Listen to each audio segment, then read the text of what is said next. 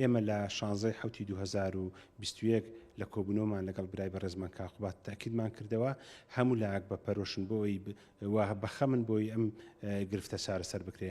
لێرەوە بەش سوپاسی بەڕێز کاقوبات دەکەم کە توانی بۆ ئەم چەند ڕۆژە بۆ ئەم چەند مانگە بۆ چارەسەرکردنی کاتی توانرا 200,000 لیتر ئاو ڕۆژانە دابینکە بۆ قەزای چەمچەماڵ لە ڕێگەی تەنکەرینەوە دابینی دەکەین و سوپاس بۆ وەزارەتی شارەوانی و گەشتوگوزاریش کە 120,000 ڕۆژانە دابین کردووە و لە ڕێگەی کۆمپانیایکی ئەڵمانیشەوە هەوڵمان داوە 120,000 تر دابینکەین. ئەمە دەتوانین بڵین چارەسەرێکی کاتیە بەڵام چارەسەری بنەڕەتی بۆ گرفتی کەماوی لە قەزای چەمچەماڵ تاکە چارەسەر پرۆژه ئاوگۆپتەپەیە.